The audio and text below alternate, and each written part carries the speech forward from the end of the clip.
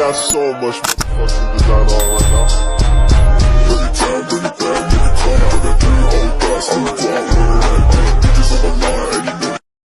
Assalamualaikum warahmatullahi wabarakatuh. Halo teman-teman, perkenalkan nama saya Ahmad Fauzi dengan NIM 6120130145 dari kelas RA2 semester 5 di Universitas Primagama.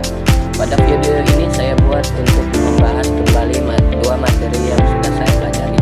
Materi yang pertama yaitu strategi bisnis internasional dan materi yang kedua yaitu kerjasama dalam bisnis internasional. Tanpa berlama-lama langsung saja ke videonya. Oke baik, materi yang pertama yaitu strategi bisnis internasional. Strategi bisnis internasional adalah rencana perusahaan untuk bersaing di pasar global dengan menyeimbangkan dua utama, efisiensi biaya globalisasi dan adaptasi lokalisasi. Berikut ada 4 titik strategi utama. Yang pertama, internasional, menjual produk asli ke luar negeri dengan sedikit perubahan, fokus pada kompetensi inti. Yang kedua, global, standarisasi produk di seluruh dunia demi harga murah, fokus pada efisiensi biaya. Yang ketiga, multi domestik, mengubah produk total agar sesuai dengan budaya tiap negara, fokus pada selera lokal. Yang keempat, transnasional, mencoba melakukan keduanya, murah secara umum namun biaya fleksibel terhadap kebutuhan lokal, paling kompleks. Adapun metode masuk pasar entry mode, perubahan masuk pasar ke luar negeri melalui beberapa tingkatan risiko. Yang pertama, rendah, ekspor, lisensi dan waralaba. Yang kedua, menengah, aliansi, strategi dan joint venture, kerjasama modal. Yang ketiga, tinggi, investasi langsung, subsidiari melalui pembangunan produk baru atau akuisisi. Selanjutnya, faktor pertimbangan dan tantangan sebelum ekspansi.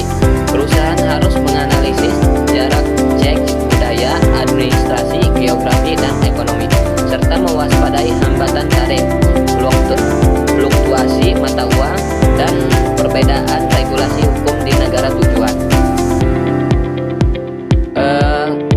Berikut kesimpulan dari strategi bisnis internasional. Kesimpulannya ialah keberhasilan bisnis internasional bergantung pada kesempatan memilih strategi yang sesuai dengan karakteristik produk dan kemampuan perusahaan dalam beradaptasi dengan lingkungan negara asing. Materi yang kedua yaitu kerjasama bisnis internasional. Kerjasama bisnis internasional adalah kesepakatan antara dua perusahaan atau lebih dari negara yang berbeda untuk bekerjasama guna mencapai tujuan strategis tertentu, seperti memperluas pasar, berbagi teknologi, atau menekan biaya operasional.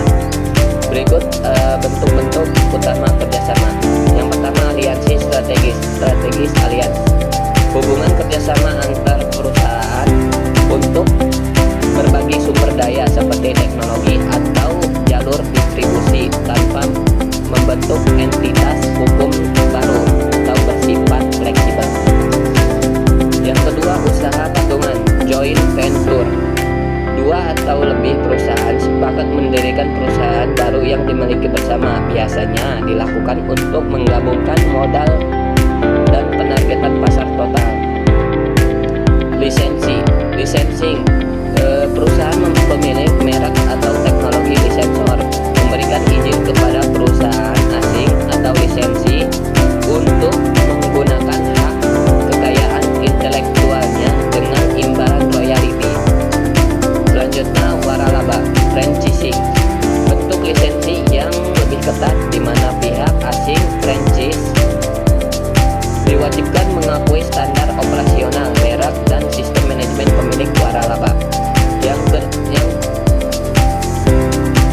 Yang kelima, kontrak manufaktur, perusahaan menyewa perusahaan di negara lain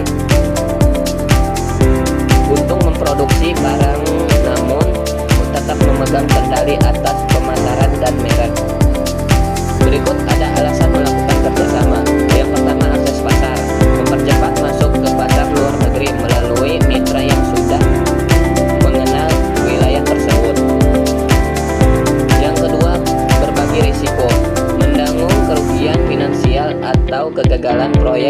secara bersama-sama. Yang ketiga, transfer teknologi, mendapatkan akses ke teknologi terbaru dan atau keahlian teknis mitra. Yang keempat, efisiensi biaya, mencapai skala ekonomi dan mengurangi biaya produksi atau penelitian. Selanjutnya, resiko dan tantangan. Yang pertama, ketidakcocokan budaya, perbedaan cara kerja dan